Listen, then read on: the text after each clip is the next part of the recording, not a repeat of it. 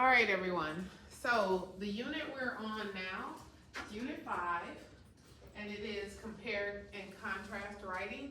So with compare and contrast writing, you may choose to compare. You may do comparisons or contrasts or both. Okay? It's up to you when you do your writing. I don't make that decision for you. When you're reading the selections, you may see more comparisons than contrasts, okay? Maybe those are deeper, maybe you see a little bit of each. That is up to you.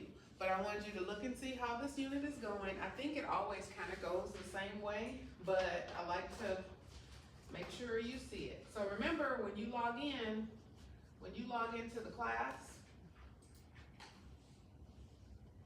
you either click on the widget, the correct widget, right? Or you click on content, but never just go to activities. Always click on content or the current widget. Content will take you to the current widget. All right, so regret, story of an hour. It says starts March 5th, which is tomorrow morning, 12:01 a.m. So in this unit, we are going to read, discuss, and compare two similar yet different short stories written by Kate Chopin. So I like to call this unit Chopin versus Chopin, all right? You're gonna read, listen, and write a short summary of each text, participate in an online discussion, brainstorm an outline, and then write a comparison. I could have written a word, contrast, compare, contrast, whichever one you choose, essay of both texts. Okay, I thought about it and I kept saying, okay, this is DIRW.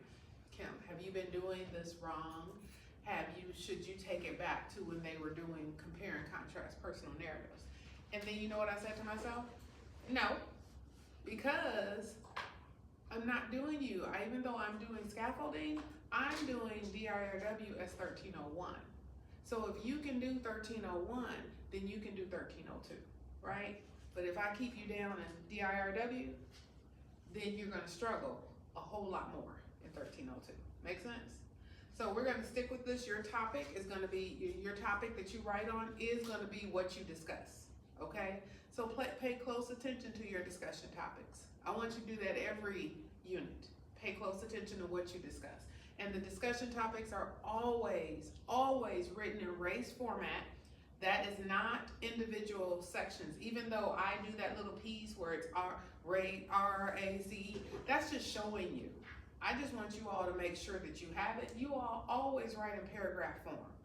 It's not meant to be separated. It's meant to show you so you can find all of it. So you know at the end of it, if you restated the question, if you answered the question, if you cited evidence, and citing of evidence right now, actually use a quote from it. Don't use, don't paraphrase. Don't make an inference. Use an actual quote from the text, right? That goes with your answer, and then explain it. Because I want to make sure you know what you're doing and how you're doing it, all right? So, okay, so we're gonna do this. Let's see the first part, and I'm just scrolling through to let you see. So first we're gonna do a review of chapter 10. These are your notes, compare and contrast notes. Then you guys are gonna read Regret by Kate Chopin. We have the audio and the short story. You all have the paper one. And then we have, then you have an assignment. You're gonna do a summary writing of regret. Why do you do summary writings of everything? Anyone know?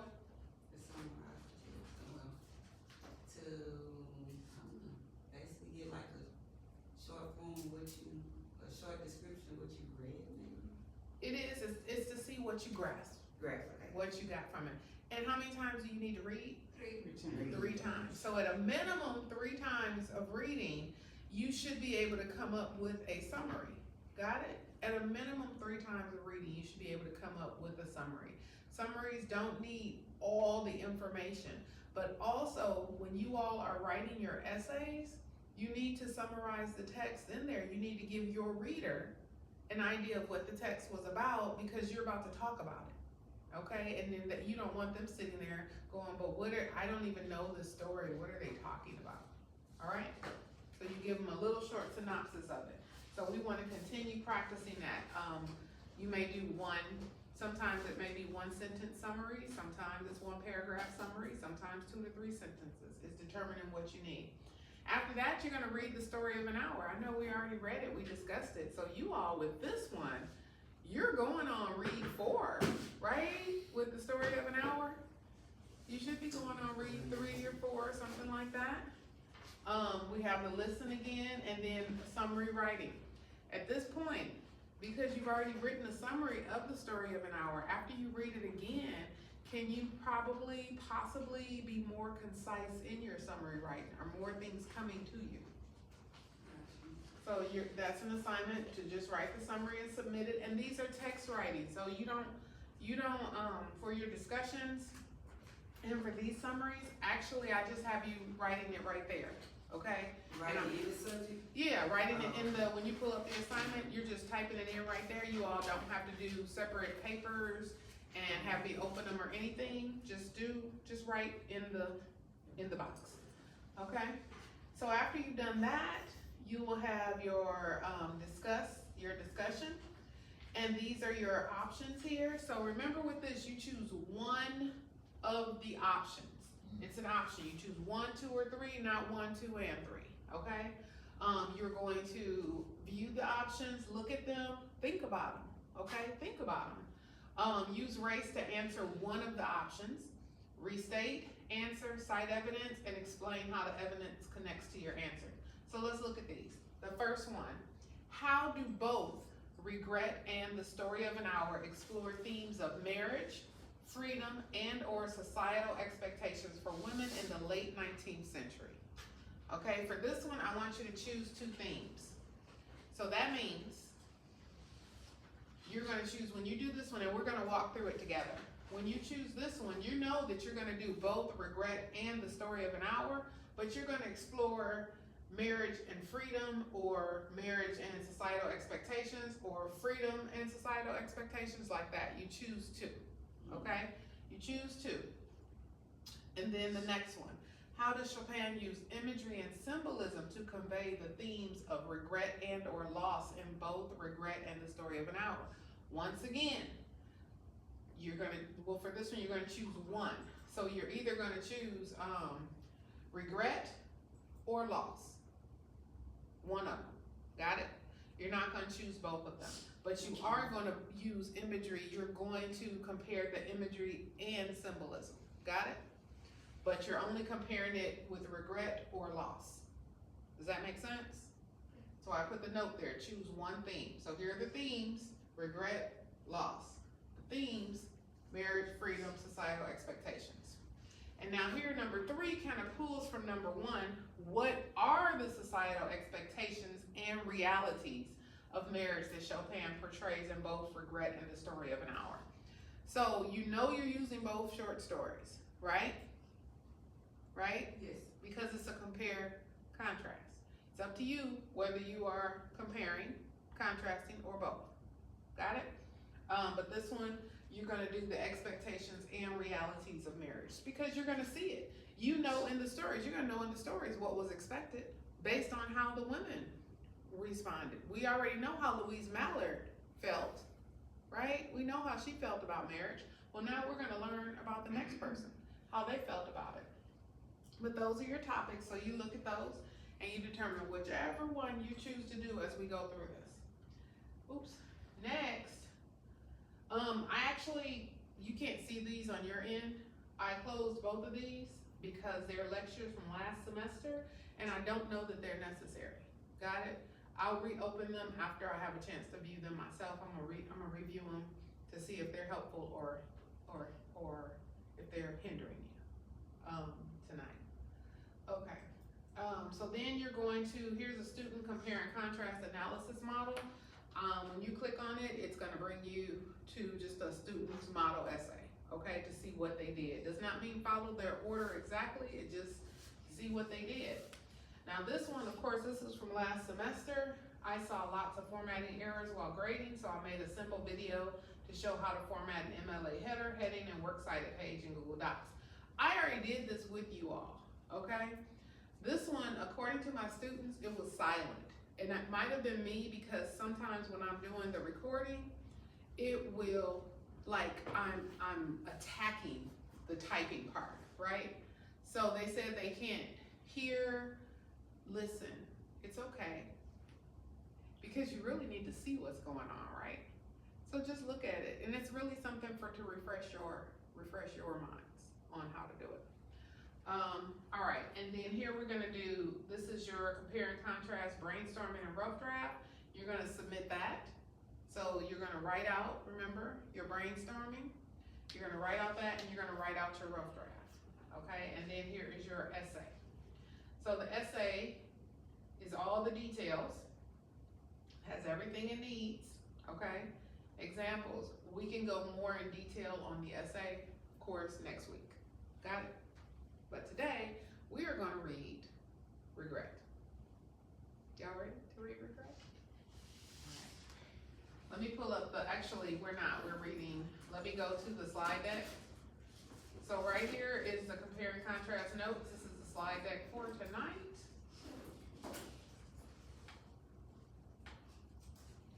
So let's talk about that first.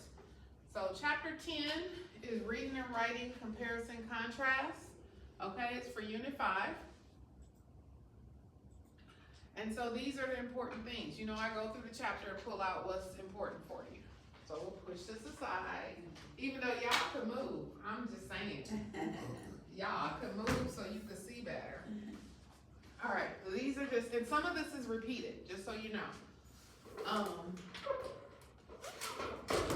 Some of this is repeated. All right, so these are the elements of compare and contrast. First, do not use first or second point of view to keep, I have a typo. Don't use first or second point of view because it will take away from the topic, all right? We're not doing in this because this is not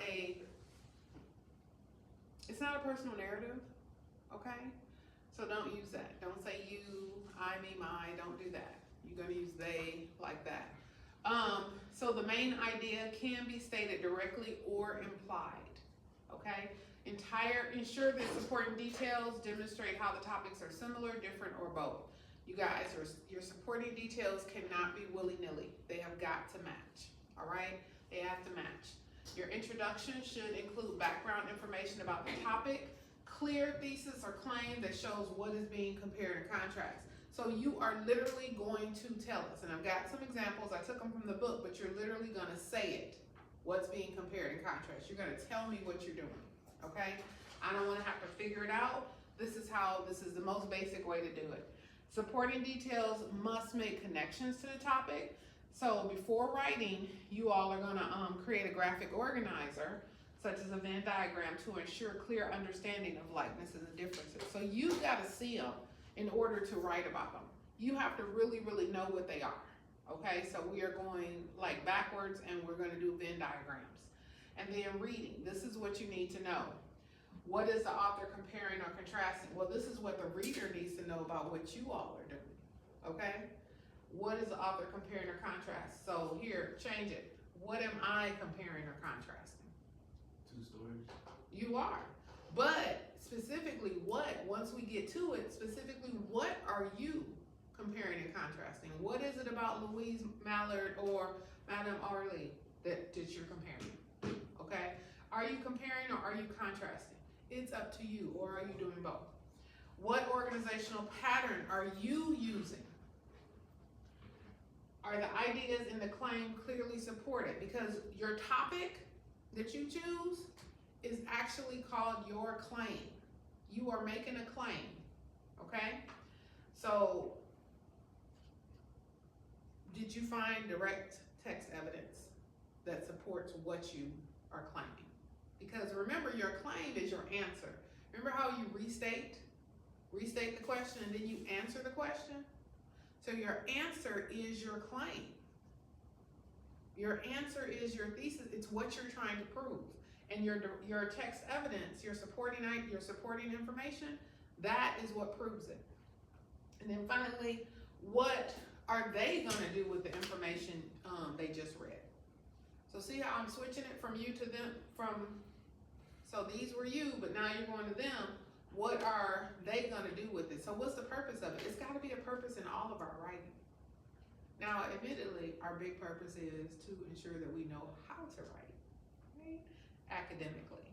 But your reader, they should be able to take something. There's a message that's always trying to be gotten across. So that's what is the message? What are they able to do with that message? Did they even get the message?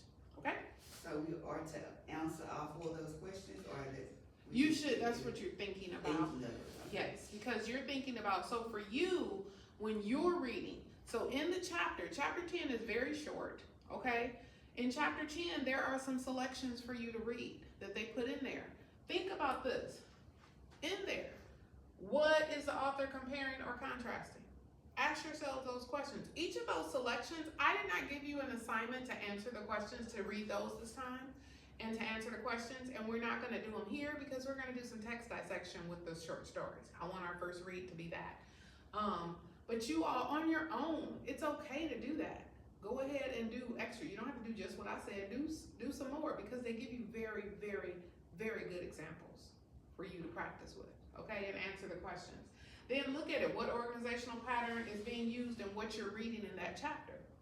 Are the ideas in the claim? Because those short stories, those examples, those are claims being written by someone.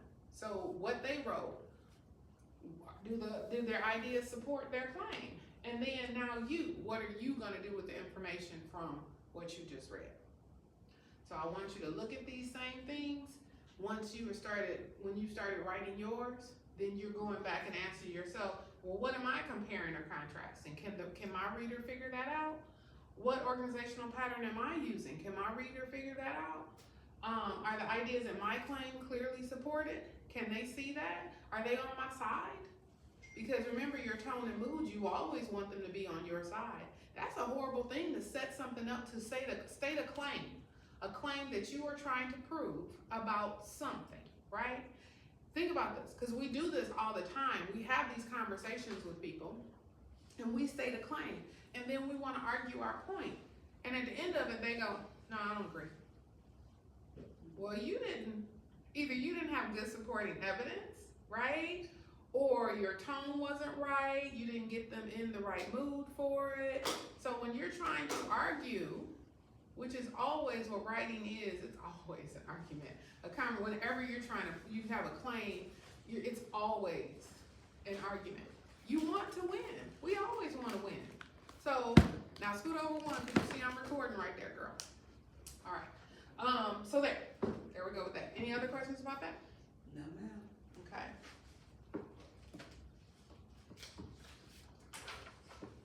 Thank you. You're welcome. All right, let's see. All right, organizational patterns. There is block organization, and block organization is when you write shorter passages that fully express what's similar or what's different on one topic before moving to the next topic. So, for example, no. We'll go to it. I'll show you in a second.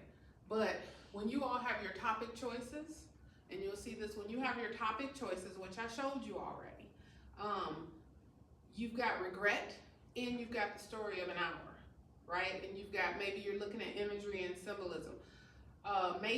So you're writing, so maybe you want to completely write about the imagery and symbolism for regret.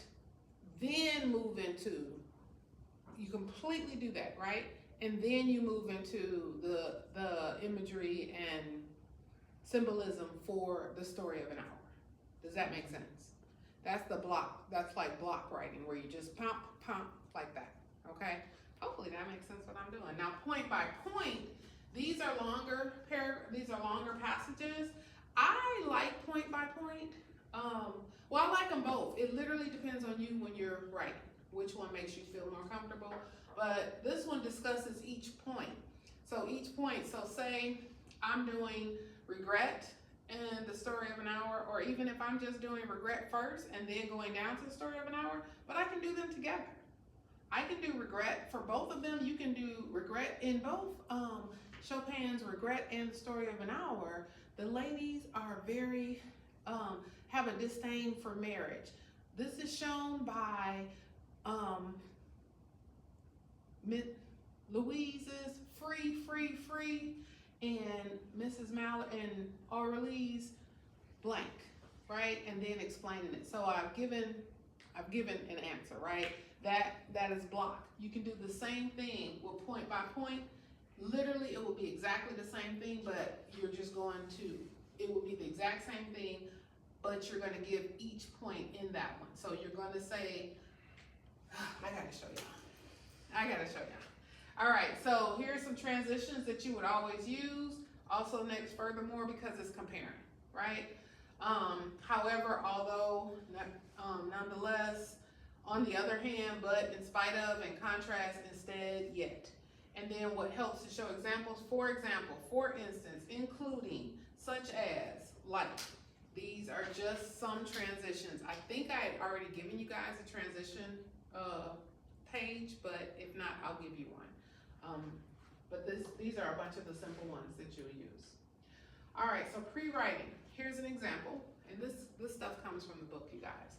So your pre-writing for this is brainstorming. You all are gonna make Venn diagrams. You're gonna go back old school, 3rd grade, 7th grade, 11th grade, okay?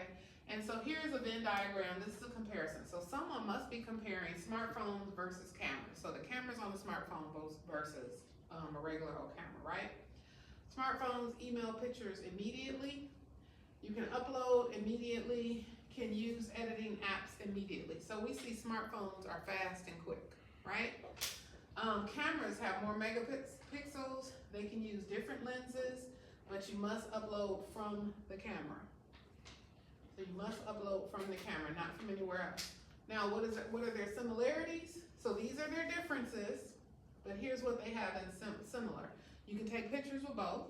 They both zoom in. You can create videos with both, and they both have flash. So I don't know what kind of paper they're writing, but it's just a simple example of a Venn diagram. And that's really, I expect to see that. I want to see your Venn diagram showing the differences and the similarities in these stories, what you're choosing to write on, okay? All right, so thesis statement. For compare and contrast, there's a plan of development thesis example. So here's one. These are two examples. Plan of development thesis example is, now listen to it. The pursuits of economic, political, and social rights for African Americans were conflicting ideals for Washington and Du Bois. So this actually pulled from a text that we read earlier, or we read a piece of it from one of the other chapters, and the writer of it, she talked about Washington and Du Bois. So this is what the thesis that you're actually comparing and contrasting, or contrasting the pursuits of economic, political, and social rights for African Americans were conflicting ideas. So Washington and Du Bois had different ideas of what to do, is basically what this is saying. And now this is also telling us, we're gonna learn about the conflicting ideas, but we're also gonna learn about the economic. So we're gonna do their economic. So when we do point by point, here's point by point. So the pursuits of economic, conflicting ideas for Washington and Du Bois, okay? So they may do economic. So this one right here, the point, economic, conflicting ideas. So Washington believes this about economic ideals. Du Bois believed this. That's point by point. Then they go to political. Washington believed this, but Washington's ideas conflicted with Du Bois on this. Du Bois were these. Do you see the point by point by point? So they're pulling each point and talking about it. So the block method would be completely taking Washington's ideas of rights for of economic, political, and social rights for African Americans and you just talk about them, and you finish all of that. And yes, it might take a couple paragraphs, but you're completing all of that. And then the next one will be Du Bois's ideas of economic, political, and social rights for African Americans. And then your conclusion is gonna bring it together. That just a simple summary of how they differ. Did that make sense? Yes. You sure? Basically, point by point, we like we stated, economic, political, we'll use, and social, and we'll just go detail with each one we use. Mm-hmm. And then we doing block, we will do what is stated and then use Washington, and then what is stated and then use the vote. Yeah, that's one. Yeah, that's one of the ways you can. Yes, ma'am. Yes.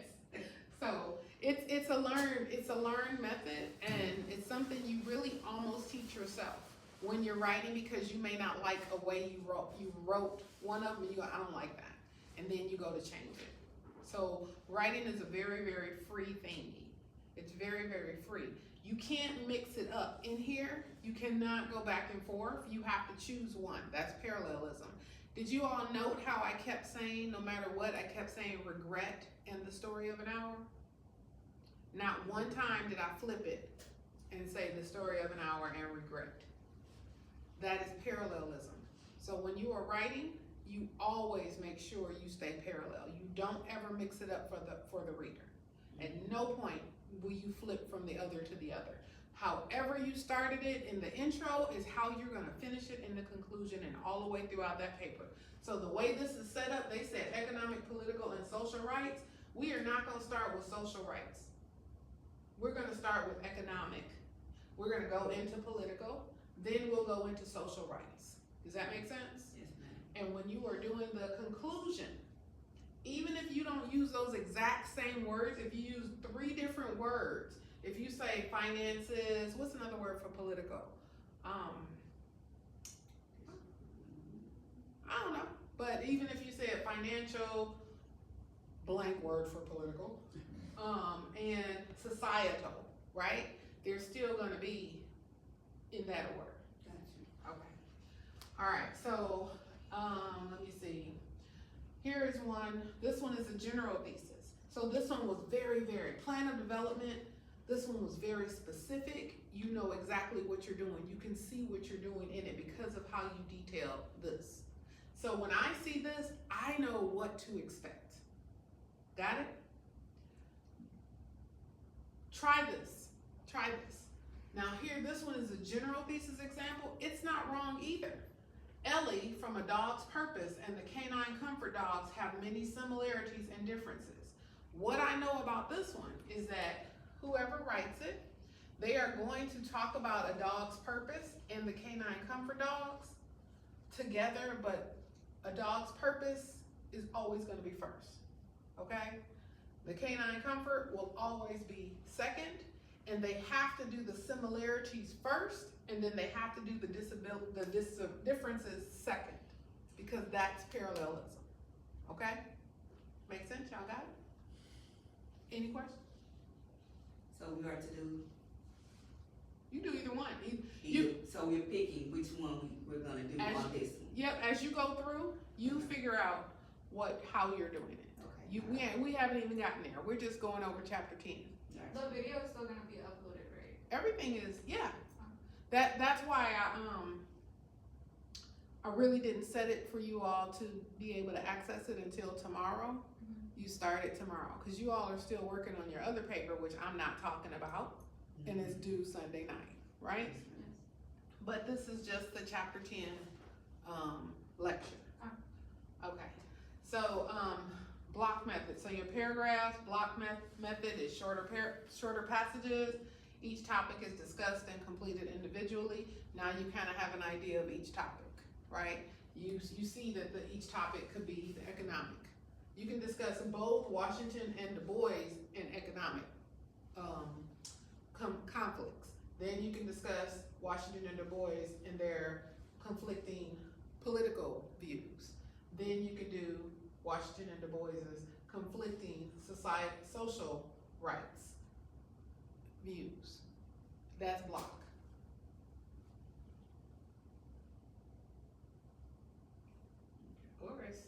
Block, and then the other one was what? Was it Point by point. Point by See how they almost match up? Yes. They almost match up. So that one was that might have been point by point, actually. That was point by point. That was, oops, my bad. Yeah. You got me recorded. Oops. Okay, then point by point is longer passages, and each point with the topic discussed individually. That was point by point that I just gave y'all, okay? And blocked would have been Washington's ideas about economic, political, and social rights, which could still be multiple paragraphs, okay? But it's just all him, and then Du Bois is all him. And you still at the end are gonna come together in the conclusion, which is why compare and contrast is generally a longer essay than just descriptive narrative. It's a longer essay than cause and effect, right? It's a longer essay than problem solution, because you have to be so detailed in showing the comparison or the contrast or both. All right, and so your conclusion is summarizing the main idea. What were you trying to say? What was the main idea of the passage? What was your message you were trying to get across? It still needs to mirror it, but it's simple. It's simple. You got to pull it all together, okay, and summarize it. That these two had conflicting ideas, and maybe pull a point out of them that you can show an extreme difference or the importance of was like that. Any questions, comments, or concerns? Remember, this is just chapter 10. Yes, ma'am. So pretty much we are, to reiterate, basically we're gonna read this thesis statement and we're gonna pick it, we're gonna go block method or point by point with what that's stating, what the thesis statement stated. And so remember, this is chapter 10. Yes, ma'am. So I am breaking down chapter 10 for you. Okay. We haven't even got to the essay, but it's so important that you understand what chapter 10 is telling you. And can you always access chapter 10? Yes. Yes. Should you read chapter 10? Yes. Yes, please do, please. Okay. Okay, so outlines. All right, so this is the block method. Okay, so for this outline, well, I can't get over there. So to compare and contrast, outline the block method. So first, and I went through this, you do your intro, right? For your introduction, you're gonna do the introduction method, which I thought, it might be on the next one, or I thought we already did it, and then your claim and thesis. Whatever it is you're doing. So your introduction should have a brief synopsis of what's being talked about, for sure. That I remember right offhand. I know I wrote it on one of these pages, but you should definitely have that summary, right? What it is you're talking about, and then your claim / thesis. You should have that, and it's gonna clearly tell us what you are comparing or contrasting, right? So that other page, the other page you were looking at where it talked about, it said, what did it say? Economic? So that's topic sentence. Washington and whatever's economic, right? So what points did you pull out from their economic? Point 1, point 2, point 3, and then conclude that sentence. You are concluding sentence for this paragraph. You are done talking about economics. And you've let me know that you're done talking about economics. Now the second one is gonna talk about, what was the other thing? Political. So now we're gonna talk about Washington and Du Bois's political ideologies in regard to African Americans. So that's where we're talking that, and what's the point 1 that you found? What's the point 2 that you found? What's point 3 that you find? And conclude. And guess what? It's okay if there are two dissenting and one that is, they do agree. Got it? Just because you're contrasting doesn't mean, or just because you're comparing does not mean that you don't have. It's not a fight to see that there's more or of one than the other. It's not a fight at all. Does that make sense? Hold on.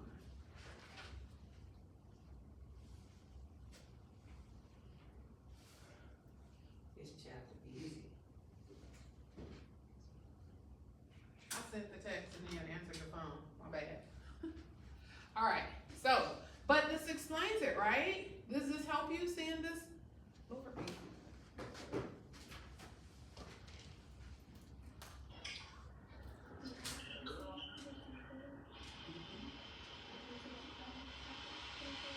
Okay. Let me teach my class. I'm in the middle of a lecture. Yeah. Because my children have understood that I'm working, they will call me in the middle of the day, Mom, so what's up with these Oreos? Alright, so then, so this one is saying, look, I love this in the sense that, if you were doing this one for that previous one we looked at, oops, if you were doing that, then now, so block method. So if you were doing it, they're both still, this point by point and block are so similar, but different. So if I go back and look at it, then I might say, let's get me corrected, because I see I keep going back and forth, right? Is Washington and all of this information. Then the next one will be Du Bois and all of this information, you all. Because I never had a name for it until I read this chapter. I didn't have a name for it, so please forgive me for switching them all the time, because I know what they are, but I never had a name for them. And I love that they came up with a name for it. So anyway, so block method is talking about Washington. Okay, that makes sense. Let's go back. So don't get rid of everything I said, just change what it's for. So right here, introduction method, what you're trying to say, topic sentence, Washington, and his economic, political, and social, right? Okay. And concluding sentence. Now, body paragraph 2 is now Du Bois, right? Du Bois, so Du Bois and his economic, political, social, whatever. Concluding sentence. Conclusion paragraph, you got restating the thesis, like you flip it a little bit. Then your opinion only is very optional, okay? If I don't tell you you need an opinion, then don't give me one. Got it? Okay. And then conclusion method. Now that's calming. Everybody got that, right? Yes. You saw my, do y'all see how I make mistakes? And it's okay. No, I'm saying, but I make mistakes and then you gotta own up to them. That's why I tell you, when your professors be saying crazy stuff, we do not know everything, and I'm sitting up here going crazy. It's okay. All right, so now let's do the point by point method, which I just showed y'all in actuality, but I showed you with the wrong one. Cause I was like, well, we need another paragraph. So, y'all see it? So introduction method, claim thesis containing 2 topics that will be compared. So the 2 topics that were being compared were Washington and Du Bois, right? And their views. But the 3 points that are being developed are economics, political, and social, right? So now here we go. So now, look, Washington, Du Bois, and their ideas about economic, political, no, economic. I'm sorry, Washington and Du Bois and their thoughts on the economics. This one, and what supporting details did you find? You find a supporting detail for Washington, find a supporting detail for Du Bois. For economic. For economic. Then you conclude the sentence. Now here we go again. Now we're doing political. Okay. So political, so Washington, Du Bois, find a supporting detail for Washington first, then Du Bois second, and talking about political. Got it? And then concluding sentence. And look, you guys, they don't have to, once again, they can dissent. They don't have to be similar, they can be opposite. Okay, so if up here, you've got 2 showing that they completely differ, but right here you discover in political they were exactly the same, then that's okay, right? And then down here, you've got them completely different. Again, it's okay. I have a question. For Yes, ma'am. political, are you talking about like legislative or like strategic? Girl, it depends on what we read. We ain't even read the story. We're just using it as an example. Yes, sir. For the 3 paragraphs, you gotta compare 3 different times? No. So, hold on. Because it'll help if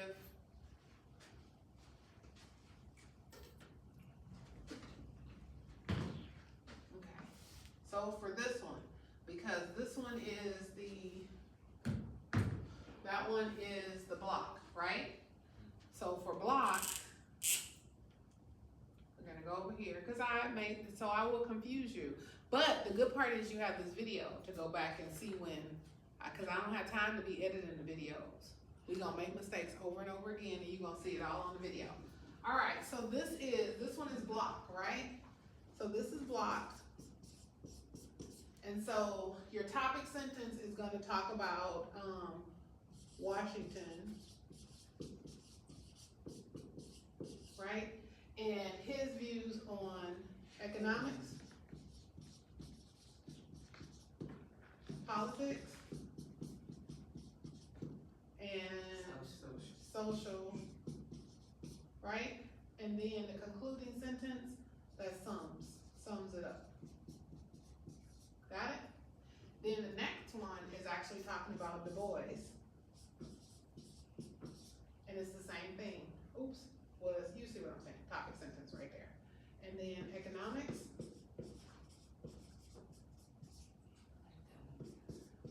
politics, and then social. And it really determines which one you use, comes from what you read and what you pull from your Venn diagram, what you see, how the best way to write it out, and then sums it up, right? Then your concluding paragraph, you know you're going back here, you rewriting that, like revising it, flipping it around. This, I'm not asking for it right now, okay? And then the conclusion method. Got it? So now that was that one. So here, let's go over a little bit. Why didn't y'all tell me to scoot it over a little bit more? I started to. You were supposed to. Now you quit acting like you can't speak in this class. Okay, so that's that one. Let me get another color. We'll do green. All right, so introduction method. So this one, claim and thesis statement, right?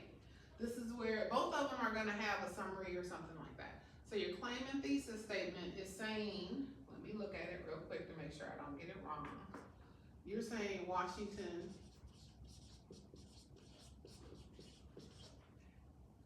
and Du Bois,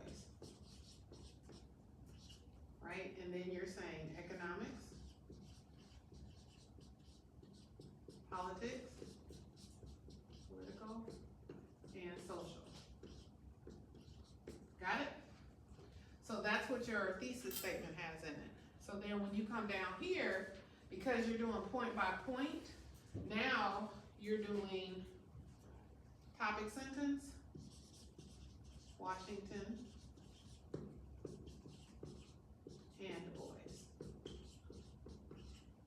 And then this one is Washington, oops. This is economics, but it's Washington economics.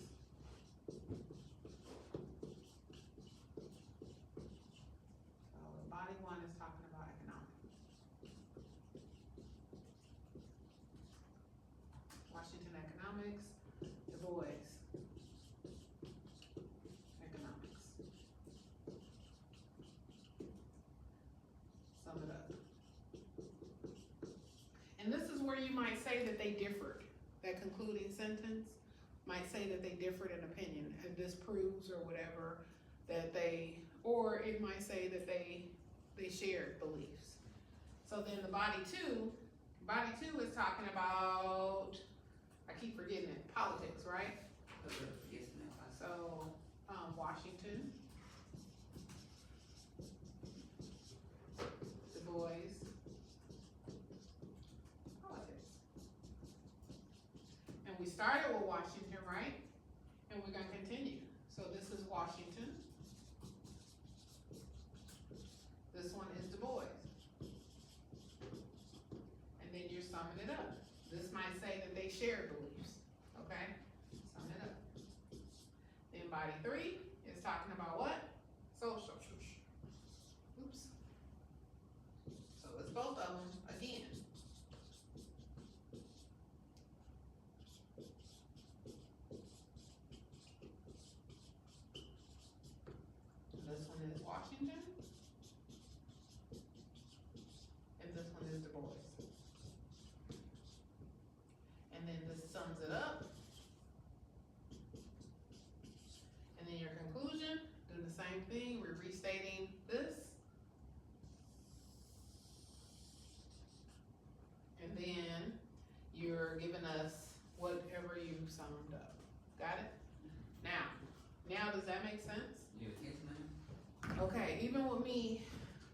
repeatedly getting the two of them confused.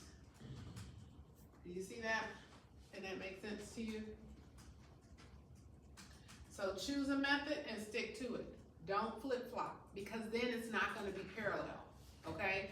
So if on your first one, you decide to do on your first one, you wanna do block, right? And you wanna talk about Washington and Du Bois, then you can't come over here now and you're gonna talk about Washington and Du Bois and their economics, right? And all their stuff. You can't do all three of them and then come up here and then start breaking down. Oh, well now we wanna talk about Washington only and his beliefs on something. And now we're gonna go down there and talk about Du Bois. You can't do that. You choose it. You stick with one. Whichever one you choose is the one you stay with. Got it? Yes, ma'am. All right. So that makes sense. Writing it out, getting to see it. You got a visual of outline making. Okay. That's more clear, thank you. You're welcome. All right. So regret and the story of an hour. So we've already heard the story of an hour, right? You got your short stories? I don't got the regret. You ain't get it? When you walked in, I must have been doing something. There you go. Thank you. All right, everybody got the story of regret? Yes, ma'am. Everybody's got regret. Okay, so let's go ahead and we're gonna start off by just listening to it, okay?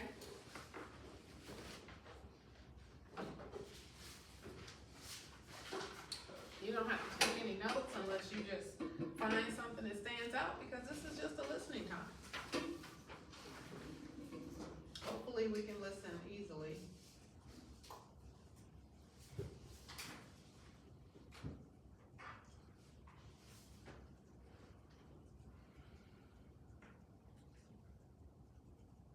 Regret by Kate Chopin. Mademoiselle Orly possessed a good, strong figure, ruddy cheeks, hair that was changing from brown to gray, and a determined eye. She wore a man's hat about the farm, and an old blue army overcoat when it was cold, and sometimes top boots. Mademoiselle Orly had never thought of marrying. She had never been in love. At the age of 20, she had received a proposal, which she had promptly declined, and at the age of 50, she had not yet lived to regret it. So, she was quite alone in the world, except for her dog Ponto, and the Negroes who lived in her cabins and worked her crops, and the fowls, a few cows, a couple of ewes, her gun, with which she shot chicken hawks, and her religion. One morning, Mademoiselle Orly stood upon her gallery, contemplating, with arms akimbo, a small band of very small children who, to all intents and purposes, might have fallen from the clouds. So unexpected and bewildering was their coming, and so unwelcome. They were the children of her nearest neighbor, Odile, who was not such a near neighbor, after all.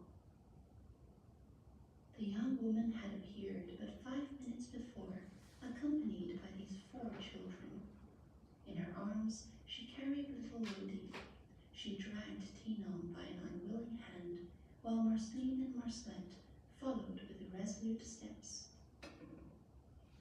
Her face was red and disfigured from tears and excitement. She had been summoned to a neighboring parish by the dangerous illness of her mother. Her husband was away in Texas. It seemed to her 1,000,000 miles away, and Balsam was waiting with a milk cart to drive her to the station. It's no question, Mademoiselle Orly. You just gotta keep those youngsters for me till I come back. Do say, I won't bother you with them if it was any other way to do. Make 'em mind you, Mademoiselle Orly. Don't spare 'em. Me there, I'm half crazy between the children, and long not home, and maybe not even to find poor maman alive encore. A harrowing possibility which drove Odile to take a final hasty and convulsive leave of her disconsolate family. She left them crowded into the narrow strip of shade on the porch of the long, low house. The white sunlight was beating in on the white old boards, scratching in the grass at the foot of the steps, and one had boldly mounted, and was stepping heavily, soberly, and aimlessly across the gallery. There was a pleasant odor of peace in the air, and the sound of negroes' laughter was coming across the flowering cotton field. Mademoiselle Orly stood contemplating the children. She looked with a critical eye upon Marceline, who had been left staggering beneath the weight of the chubby Lodi. She surveyed with the same calculating air Marcelette, mingling her silent tears with the audible grief and rebellion of Tino. During those few contemplative moments, she was collecting herself, determining upon a line of action which should be identical with a line of duty. She began by feeding them. If Mademoiselle Orly's responsibilities might have begun and ended there, they could easily have been dismissed, for her larder was amply provided against an emergency of this nature. But little children are not little pigs. They require and demand attentions which were wholly unexpected by Mademoiselle Orly, and which she was ill prepared to give. She was, indeed, very inept in her management of Odile's children during the first few days. How could she know that Marcelette always wept when spoken to in a loud and commanding tone of voice? It was a peculiarity of Marcelette's. She became acquainted with Tino's passion for flowers only when he had plucked all the choicest gardenias and pinks for the apparent purpose of critically studying their botanical construction. "'Tain't enough to tell him, Mademoiselle Orly," Marceline instructed her. "You got to tie him in a chair. It's what my mama all the time do when he's bad. She tie him in a chair." The chair in which Mademoiselle Orly tied Tino was roomy and comfortable, and he seized the opportunity to take a nap in it, the afternoon being warm. At night, when she ordered them one and all to bed, as she would have shooed the chickens into the hen house, they stayed, uncomprehending, before her. What about the little white nightgowns that had to be taken from the pillow-slip in which they were brought over, and shaken by some strong hand till they snapped like ox whips? What about the tub of water which had to be brought and set in the middle of the floor, in which the little tired, dusty, sun-browned feet had everyone to be washed sweet and clean? And it made Marceline and Marcelette laugh merrily, the idea that Mademoiselle Orly should for a moment have believed that Tino could fall asleep without being told the story of Croque-Mitaine, or Loup Garou, or both, or that Lodi could fall asleep at all without being rocked and sung to. "I tell you, Aunt Ruby," Mademoiselle Orly informed her cook in confidence, "me, I'd rather manage a dozen plantation than 4 children. It's terrassant. Bon, don't talk to me about children. 'Tain't expected sich as you know everything about, Mademoiselle Orly.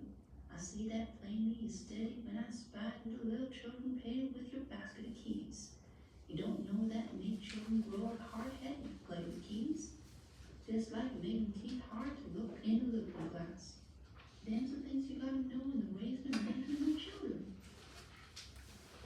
Mademoiselle Orly certainly did not pretend or aspire to such subtle and far-reaching knowledge on the subject as Aunt Ruby possessed, who had raised 5 and buried 6 in her day. She was glad enough to learn a few little mother tricks to serve the moment's need. Tino's sticky fingers compelled her to unearth white aprons that she had not worn for years, and she had to accustom herself to his moist kisses, the expressions of an affectionate and exuberant nature. She got down her sewing basket, which she seldom used, from the top shelf of the armoire, and placed it within the ready and easy reach which torn slips and buttonless waists demanded. It took her some days to become accustomed to the laughing, the crying, the chattering that echoed through the house and around it all day long. And it was not the first or the second night that she could sleep comfortably with little Lodi's hot, plump body pressed close against her, and the little one's warm breath beating her cheek like the fanning of a bird's wing. But at the end of 2 weeks, Mademoiselle Orly had grown quite used to these things, and she no longer complained. It was also at the end of 2 weeks that Mademoiselle Orly, one evening, looking away toward the crib where the cattle were being fed, saw Valsanne's blue cart turning the bend of the road. Odile sat beside the mulatto, upright and alert. As they drew near, the young woman's beaming face indicated that her homecoming was a happy one. But this coming, unannounced and unexpected, threw Mademoiselle Orly into a flutter that was almost agitation. The children had to be gathered. Where was Tino? Yonder in the shed, putting an edge on his knife at the grindstone. And Marceline and Marcelette, cutting and fashioning dull rags in the corner of the gallery. As for Lodi, she was safe enough in Mademoiselle Orly's arms, and she had screamed with delight at the sight of the familiar blue cart which was bringing her mother back to her. The excitement was all over, and they were gone. How still it was when they were gone. Mademoiselle Orly stood upon the gallery, looking and listening. She could no longer see the cart. The red sunset and blue-gray twilight had together flung a purple mist across the fields and road that hid it from her view. She could no longer hear the wheezing and creaking of its wheels, but she could still faintly hear the shrill, glad voices of the children. She turned into the house. There was much work awaiting her, for the children had left a sad disorder behind them. But she did not at once set about the task of writing it. Mademoiselle Orly seated herself beside the table. She gave one slow glance through the room, into which the evening shadows were creeping and deepening around her solitary figure. She let her head fall down upon her bended arm and began to cry. Oh, but she cried, not softly as women often do. She cried like a man, with sobs that seemed to tear her very soul. She did not notice Ponto licking her hand. All right. So suggestions I have for you, which I didn't have a pen out, and I used to do this, but you guys are in college. I used to, for my high school and below students, I would circle words that I knew they did not know, and would write the word, the meaning on the side of it. Why you doing this like that? Cause you grown. You know good and well you don't know what that word is, okay? So if you don't know what the little funky word is, look it up. You ain't got no context, you don't understand what's going on if you ain't look up the word. So those of you online too, look up those words. You go back through this story, circle what you didn't understand and go look it up. Do you hear me? Yes, ma'am. All right, based on what you did here, do y'all remember the story of an hour? Kinda. All right, luckily, we got it here too. So we about to listen to it. It's not as long. This one was 10 minutes, and I think this one is 6. I chose this one, even if the voice didn't make me as happy as the other voice, I chose this one because they do scenes. So this artwork are different scenes, and so you get to see it a little bit differently. So let's watch. Tone of it. Yeah. So and both of them have little, if you go on YouTube and search, both of them people created little movies. So they have a modern version of Regret where the woman like dropping them kids off, she in her car, she pull up with her car and throw them kids off the car. I'm not doing that one, I want you. So let's listen to the story of an hour, so now you can bring them together, okay? The Story of an Hour by Kate Chopin. Knowing that Mrs. Mallard was afflicted with heart trouble, great care was taken to break to her as gently as... Hold up, because she already talking too fast. It say normal, but y'all, hold on, let me see if 0.75 is better. Did anybody feel like she was talking too fast? Okay, let's try it.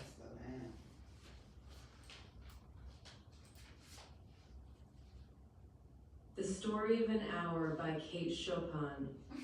Knowing that Mrs. Mallard was afflicted with a heart trouble, Great care was taken to break to her as gently as possible the news of her husband's death. It was her sister Josephine who told her, in broken sentences, veiled hints that revealed in half-concealing. Her husband's friend Richards was there too, near her. It was he who had been in the newspaper office when intelligence of the railroad disaster was received, with Brentley Mallard's name leading the list of killed. He'd only taken the time to assure himself of its truth by a second telegram, and had hastened to forestall any less careful, less tender friend in bearing the sad message. She did not hear the story as many women have heard the same, with a paralyzed inability to accept its significance. She wept at once, with sudden, wild abandonment, in her sister's arms. But spent itself, she went away to her room alone. She would have no one follow her. There stood, facing the open window, a comfortable, roomy armchair. Into this she sank, pressed down by a physical exhaustion that haunted her body and seemed to reach into her soul. She could see in the open square before her house the tops of trees that were all a-quiver with the new spring life. The delicious breath of rain was in the air. In the street below, a peddler was crying his wares. The notes of a distant song which someone was singing reached her faintly, and countless sparrows were twittering in the eaves. There were patches of blue sky showing here and there through the clouds that had met, and piled one above the other in the west facing her window. She sat with her head thrown back upon the cushion of the chair, quite motionless, except when a sob came up into her throat and shook her, as a child who has cried itself to sleep continues to sob in its dreams. She was young, with a fair, calm face, whose lines bespoke repression and even a certain strength. But now there was a dull stare in her eyes, whose gaze was fixed away off yonder on one of those patches of blue sky. It was not a glance of reflection, but rather indicated a suspension of intelligent thought. There was something coming to her, and she was waiting for it, fearfully. What was it? She did not know. It was too subtle and elusive to name. But she felt it, creeping out of the sky, reaching toward her through the sounds, the scents, the color that filled the air. Now her bosom rose and fell tumultuously. She was beginning to recognize this thing that was approaching to possess her, and she was striving to beat it back with her will, as powerless as her two white slender hands would have been. When she abandoned herself, a little whispered word escaped her slightly parted lips. She said it over and over under her breath. Free, free, free. The vacant stare and the look of terror that had followed it went from her eyes. They stayed keen and bright. Her pulses beat fast, and the coursing blood warmed and relaxed every inch of her body. She did not stop to ask if it were or were not a monstrous joy that held her. A clear and exalted perception enabled her to dismiss the suggestion as trivial. She knew that she would weep again when she saw the kind, tender hands folded in death, the face that had never looked save with love upon her, fixed and gray and dead. But she saw beyond that bitter moment a long procession of years to come that would belong to her absolutely, and she opened and spread her arms out to them in welcome. There would be no one to live for during those coming years. She would live for herself. There would be no powerful will bending hers in that blind persistence with which men and women believe they have a right to impose a private will upon a fellow creature. A kind intention or a cruel intention made the act seem no less a crime as she looked upon it in that brief moment of illumination. And yet she had loved him. Sometimes, often she had not. What did it matter? What could love? The unsolved mystery count for in the face of this possession of self-assertion, which she suddenly recognized as the strongest impulse of her being. Free, body and soul free, she kept whispering. Josephine was kneeling before the closed door with her lips to the keyhole, imploring for admission. Louise, open the door. I beg, open the door. You will make yourself ill. What are you doing, Louise? For heaven's sake, open the door. Go away. I am not making myself ill. No, she was drinking in a very elixir of life through that open window. Her fancy was running riot along those days ahead of her. Spring days and summer days and all sorts of days that would be her own. She breathed a quick prayer that life might be long. It was only yesterday she had thought with a shudder that life might be long. She arose at length and opened the door to her sister's importunities. There was a feverish triumph in her eyes, and she carried herself unwittingly like a goddess of victory. She clasped her sister's waist, and together they descended the stairs. Richard stood waiting for them at the bottom. Someone was opening the front door with a latchkey. It was Brentley Mallard who entered, a little travel-stained, composedly carrying his gripsack and umbrella. He had been far from the scene of the accident, and did not even know there had been one. He stood amazed at Josephine's piercing cry, at Richard's quick motion to screen him from the view of his wife. When the doctors came, they said she had died of heart disease, of the joy that kills. Y'all, first of all, let me tell you, Brentley Mallard was cute, okay? That guy right there, he was cute. But let me tell you, she's a horrible reader, okay? No tone. None whatsoever. Whoever she is, maybe she's AI and they forgot to put the tone in there. Because that was horrible reading. But do you see what I mean by it had the pictures for you to kind of, until the cat thing popped up and kind of ruined, like did we see her fall on the ground? We don't know because it asks us about the cat's look. But now do you all recall the story of an hour? Do you see, can you all come up with some immediate similarities between the stories?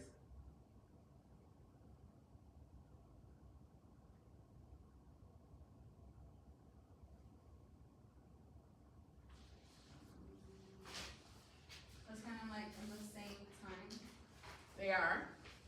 They're in the same time frame. Regret was written in 1897.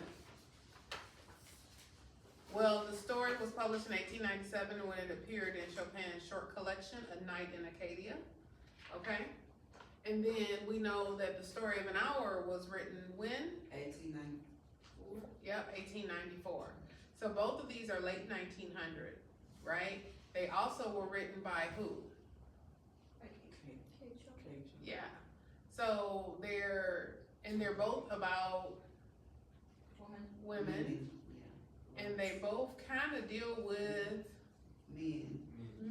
men in a sense, right? Marriage. Marriages, yes. Okay, so you've got some similarities, correct? She did not like men. Who didn't? I'm just saying Kate.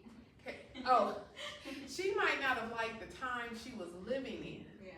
because she wanted more.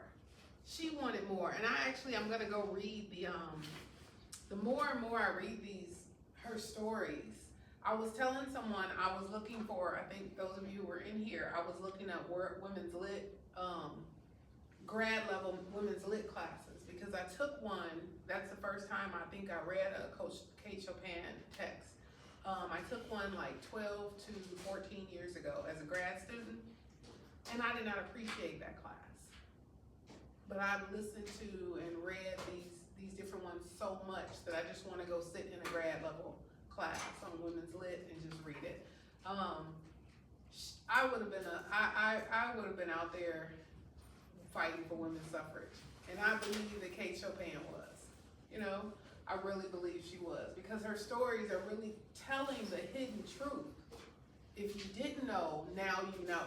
This is what it was like, and she doesn't even say it in such a way that she doesn't do it in an evil kind of way or anything. It's like reality. Like, this is what it is. So now that we found some similarities, let's talk about some differences.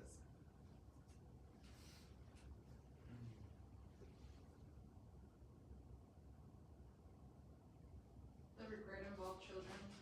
Okay, regret involved children. Did the main characters have children? No. Okay, so that's a similarity. Neither of them had children. Okay, what else about? Find some differences.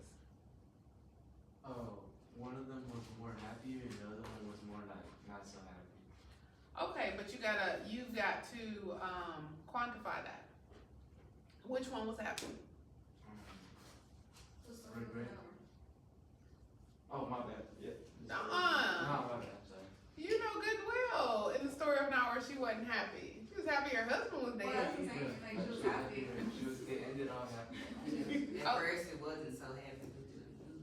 Okay, at first it wasn't happy, then it started to end on a happy note, but did it end? No, because she. Cause she died. Right, so she was not happy. She was not happy. But in regret, who was happy and content with their life? Her. Mademoiselle Arlie? Right, but at the end, was she happy and content? No. Oh, It's basically switch. right, so, but Mademoiselle turned down an offer of marriage, right? Yes, that she was 20. Yeah, at 20, so is it likely she didn't wanna end up like, Yes. maybe she saw something? Do you all,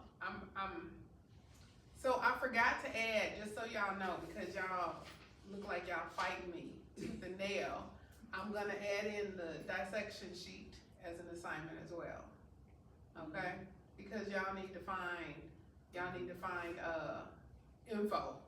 Y'all need to look for stuff, cause I'm pulling teeth here. What else was different? Now, mind you, I understand that you only read the story one time, right? One time. You only listened to it one time, you followed along with it one time. You've gotta read it again. You've gotta listen to it, and you guys have to circle things that you don't understand. She was alone. She was alone. Who did she have? Her dog. Her dog. She had a dog, anything else, anyone else? The chickens. The pig, chicken. Chickens, pigs, so she's had a farm. Yeah. Did she have, what was her human company? Small children. We know She she, a human who? well, who was her human company? She had human company. Her gun? Odell. Oh, no, that was their mom. What'd you say? No, I just said her gun. Her gun? Her gun is not human, sir, I'm gonna fight you over there.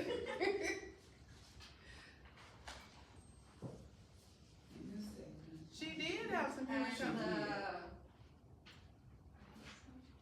Her negress. That's what I was gonna say, slaves or something. Well, not at that time frame, Okay. but that person worked for her. It seemed like that might have been her cook, right? Okay. She might have also helped her clean, do some things like that. Yeah. So her negress, her black female. Oh, yes. So that was her company. She had somebody to work for her. Look at you making that face. Okay, look here, slave Listen, I'm slavery was over at this time, even in Texas, okay? When we was free, oh yeah, 65, well, we was told, it was 63, but we was told in like 1865.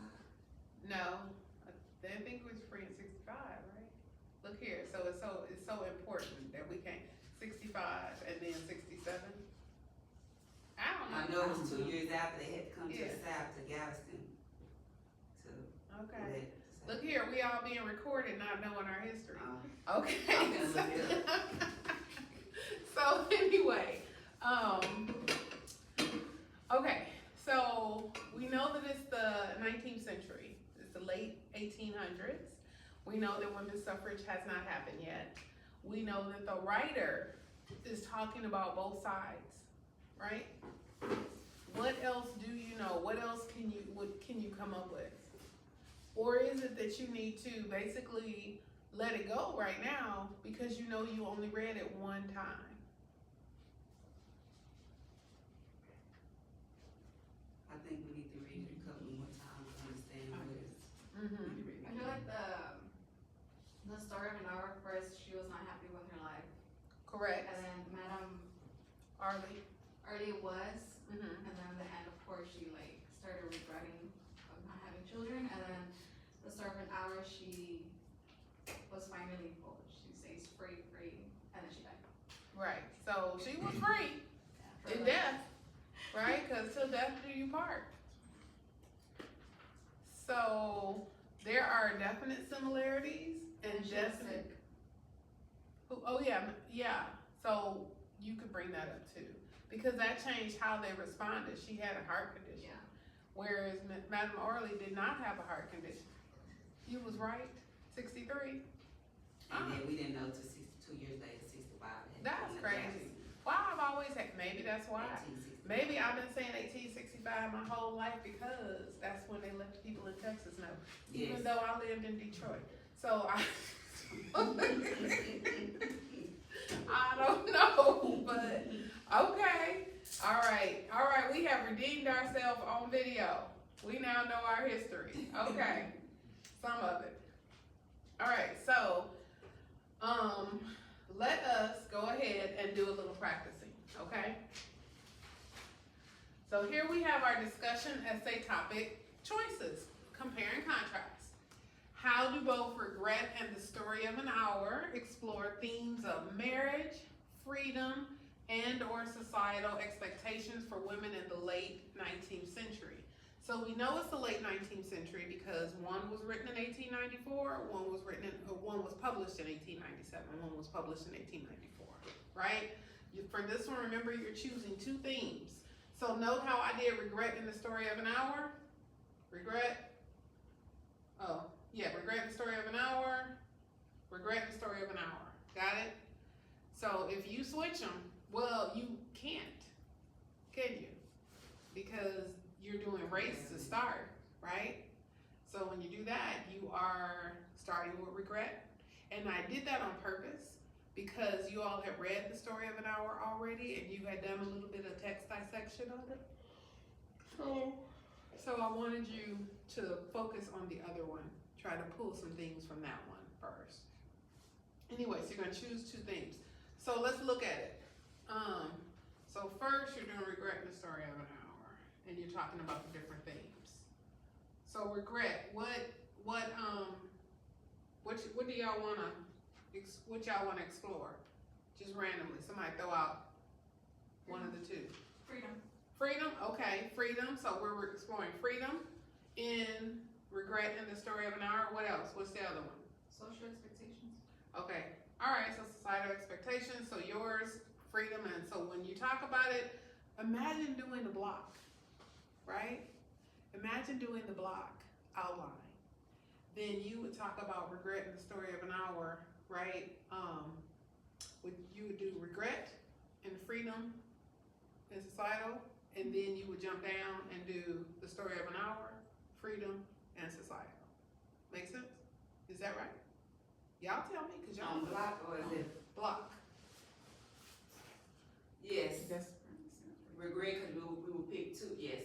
okay. So regret. So you would start with freedom, regret, right? Freedom and then regret, social. Okay, and then the next one will be, the next block will be The Story of an Hour and freedom and society. While still using the race method, correct? Or no? Yeah, you can use it because you're answering the question.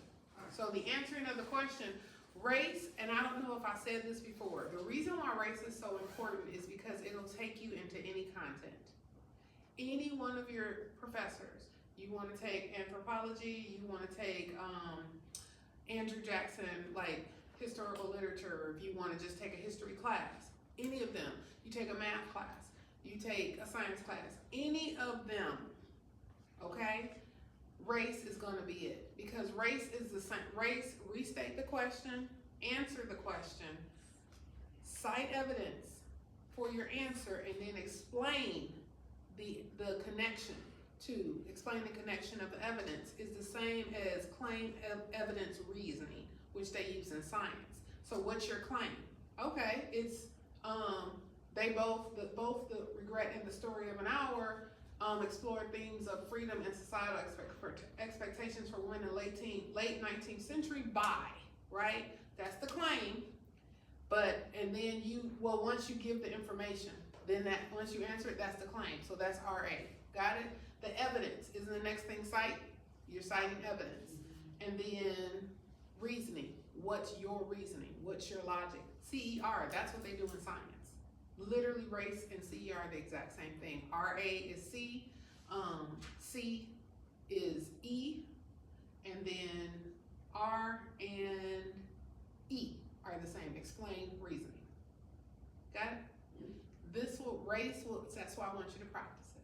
Because it will take you into any other subject. It does not matter. Philosophy, it doesn't matter.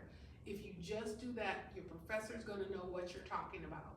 They're gonna see that you answered the question because they're gonna see the question, okay? They're gonna see that you answered it, then they're gonna see the evidence that you use, and then your logic reasoning for using that evidence, and you're going to win. That is what writing is about. You say something, you make a claim, you prove it, and you explain your proof. You win, okay? All right, what, 2 weeks to do this? Girl, you ain't even there yet, be quiet. Okay. Alright, now, how does Chopin use imagery and symbolism to convey the themes of regret and or loss? So you are number one, I should have corrected this and taken the S out of it because it's the theme of regret or loss. So I feel like I need to rewrite this one for you because I told you to choose one thing, okay? So how does Chopin use imagery and symbolism to convey the theme of regret or loss? The theme is regret or love. Or loss. That's So, the theme? yep. Okay. So theme, right here, and this one, choose 2 themes. Here are your themes: marriage, freedom, societal expectations. You choose 2 of them for this one. Oh, from out of those? Yes. Okay. And for this one, you choose 1 theme. You're choosing regret or loss. Got it? But you do still work on imagery and symbolism. So for this one, if you were doing the block method, someone tell me what the block method would look like. Imagery and symbolism, I don't know. Just try. What am I do? Throw a shoe at you? Yes. Let me think first. Okay. And there's lots of people here. Why you thinking somebody else can be? How does Chaplin use imagery and symbolism to convey regret, or maybe convey the themes of regret, and then we'll do that right, and then we'll do loss? No, because we have to choose one. I'm sorry. So in regret, basically when she lays her head down and she starts crying, not like a woman, but like a man. Okay. Okay. That's something. Is that imagery or symbolism? Imagery. Could it be symbolism? It can? Because she took on the life of a man, didn't Yeah. she? Oh, okay. Yeah, because she was by herself, she did all the farm Mhm. work and everything. She did everything. And just imagine, my mind, for some reason, Mademoiselle Arlie, she made me think of Mama in everyday use. That she could knock a bull straight in the head. Oh. Because she took on She that. wasn't cold because of her skin. Yeah, that's what it took on. So Chopin uses imagery and symbolism to convey the theme of regret. In regret will be a block. By, right? Or Chopin uses imagery and symbolism to convey the theme of loss in regret. By. Because that's the block method. Okay. You see the block method? So Chopin uses imagery and symbolism to convey the theme of regret in the story of an hour. By doing what? Chopin uses imagery and symbolism to convey the theme of of loss in the story of an hour. By. So what does she do? Because remember, how is a process? Why are you looking crazy? Because I'm reading it, not writing it, right? We're gonna fix that in just a minute. All right. So, what are the societal expectations and realities of marriage that Chopin portrays in both Regret and the Story of an Hour? Okay? So clearly, in this one, what you can see, all of them, is if you were doing block, more than likely you're separating them by story. You're talking about regret, then you're talking about the story of an hour, right? If you were using block. If you were using the other one, you might be separating them by theme. So doing them together, but separating the theme, right? Okay, so for this one, what are the societal expectations? The societal expectations of and realities of marriage that Chopin portrays in Regret are the societal expectations and realities of marriage that Chopin portrays in The Story of an Hour are, okay, does that make sense? All right, so let's move to the next page. So look, here we go.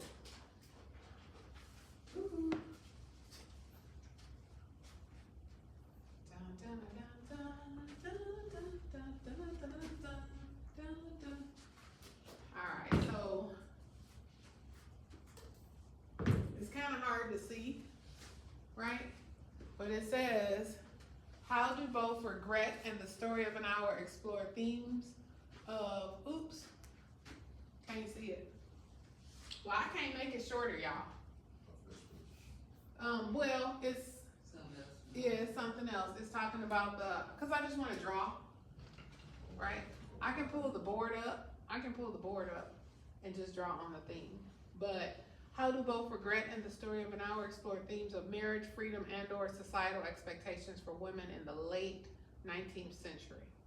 So for this, let me see, cause we need to see it. I'm about to fight on camera again with this thing right here.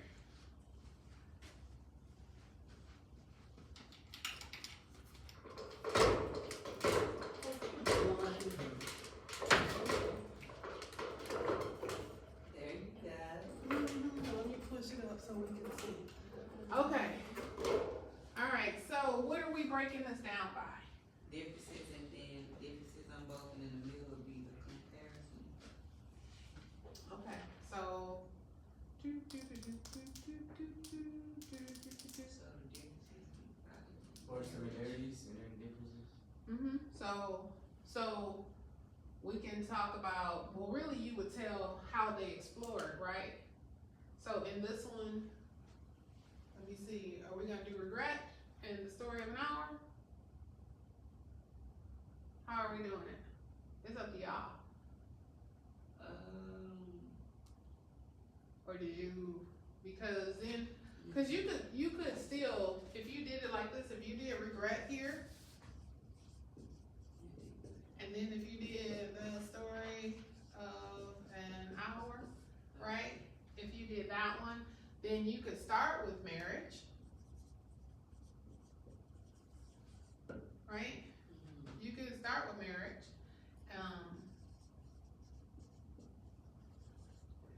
And then over here, freedoms.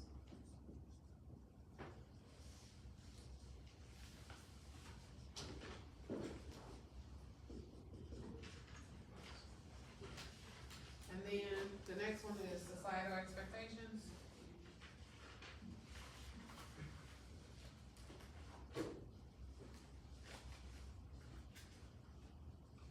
So basically what you know is here. So marriage is here, freedom is here, and then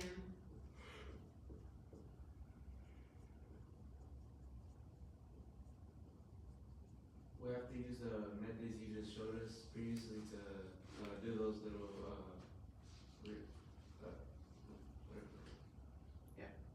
cause I don't even know what you said, but yeah, cause you said. Oh, the three, The talking about the political, yeah. Well, this is right here, all this is doing is showing you, we breaking it down for the Venn diagram, so you can find your information. You guys haven't even read regret enough, right?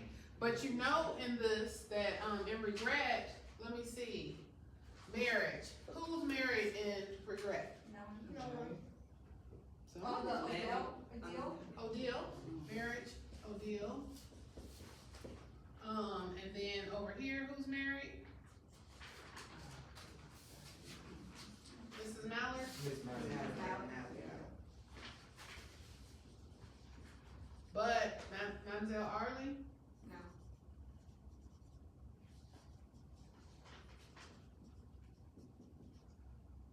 Turned down. Yep. That's what he did. Right? So, Odile is married, Miss Mallard. Let's see, but we're just pulling info out the story, right? When we're looking at marriage, we know, was Miss Mallard's marriage happy? No. Let me see, Yeah. Mallard, not happy. Cause wait a minute, oh, these are differences, right? My bad. And these will be, I don't know, it however you come up, y'all, I'm already, my brain was frying. It's okay. Okay, so we know that she's not happy, right? Yes. Not happy. Mademoiselle Early is happy, right? Yes. Is it possible that Odile is happy? Yes. Cause her husband's away working, right? Oh, I see. But she done had 4 babies with him. She could probably stressed. Well, she is stressed cause one of them bad. Yeah. Two of them is bad, right? But did she seem, she was rushed about her mom, right? But did she give off any, in that short tone, did we get that there was a problem? Did you get that there was a problem in her marriage? This is the 1890s. Her husband is away working. We know he's not far. It says to take your final hasty and convulsive leave of her disconsolate family. Right, disconsolate family. So her family is saddened, right? Because she just someone came from another parish to let her know she needed to get to her mom immediately, right? Her husband is away. He's away at work, but he's not working in town. He's in Texas, right? He's in Texas. Where is she at? You know where she's at because we just said parish. Oh, Paris, okay. So where is she at? Paris. No, she's in Louisiana. Oh, yeah, Louisiana, okay, Paris, yeah. Yes, because that's their It county. is, they can. Right? So her husband's some hours away. We don't know where. Texas big. It's always been big. But her husband is in Texas. He's working. We don't know how long he goes away and works, and she's just run ragged because she's got 4 babies and probably a farm, right? Yeah, anybody can tell me. But did she give any indication she wasn't happy? Not too late. No. You know, she just gotta run and take care of mama. Yes. So we're gonna say probably happy. So she got 4 babies. That's all I'm saying. Now we got freedom and regret. Who had freedom? Mamzelle. Denzel? Okay, Ernie.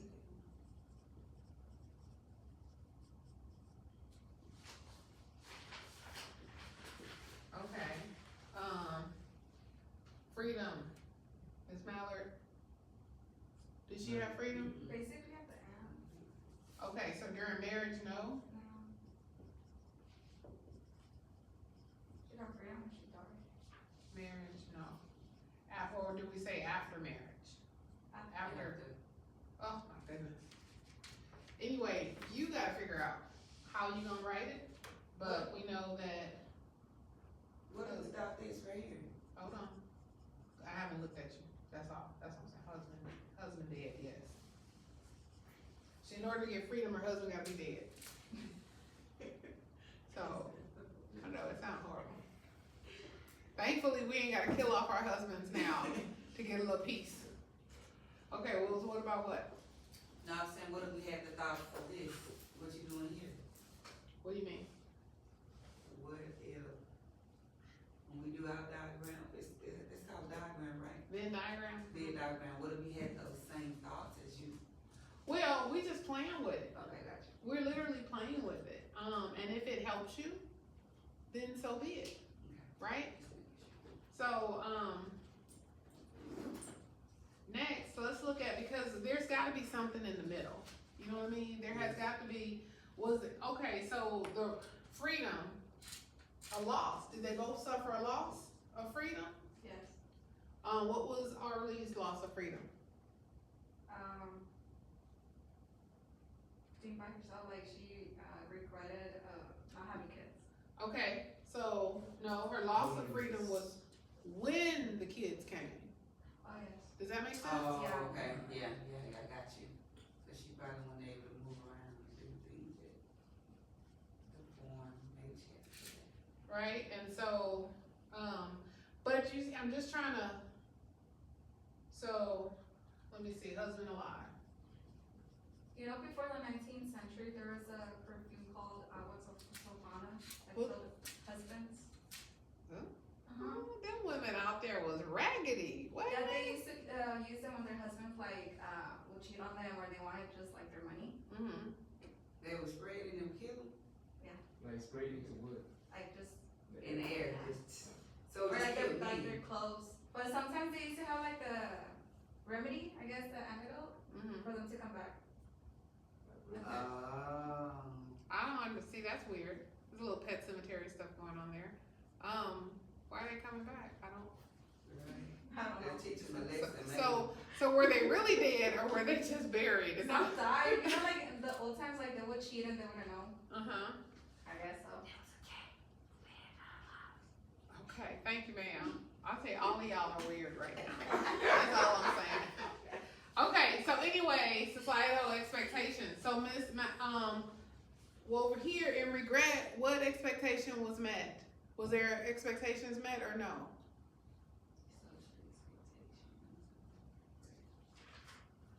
Cause you gotta read the story again. Yes. Y'all gotta read again. We already know that she didn't meet society's expectations. But Odile did. You know? Like Odile's a side character. So alright, so let's look at the next one.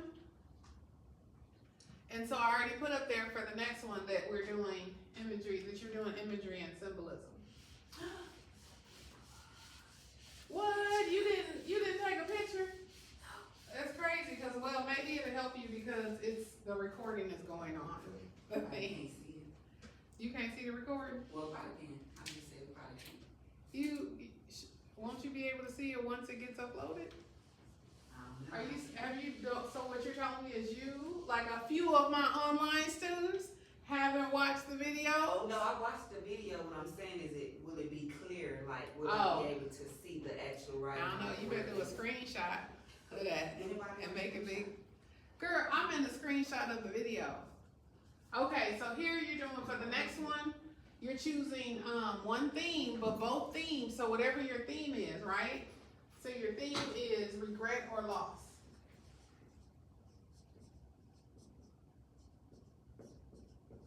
Right? So you gotta find imagery in here, imagery and symbolism. And then where do they connect? Where are they different? Where are they similar? So we know that the symbols are gonna be different themselves, right? But does regret have more imagery that shows the loss or regret, or does the story of an hour? So we'll touch it right. If I didn't do that right, that's okay. Maybe I'm supposed to do regret in the story of an hour. Oops. Okay, hold on. TSOAH, whatever. Alright, so I'm not about to do them. I'm just showing it to you. Okay, you thought I was about to put a bunch of stuff up there. I'm not. Why not? I'm not. Alright, and then, this was for your outline. I had just really put these up here so you could practice whether you were doing the block or whether you were gonna do the point by point, right? This was just practice stuff for us. And then the next one, expectations, realities, and are they the same? Are they different? Got it? How long do you have to do this? What are you talking about? Like, when is the assignment due? All this, okay. So let me go ahead and stop the video because the lecture is over, right? Lecture is over. We've learned all the things we're gonna learn, and you all are set up a little differently from the online class.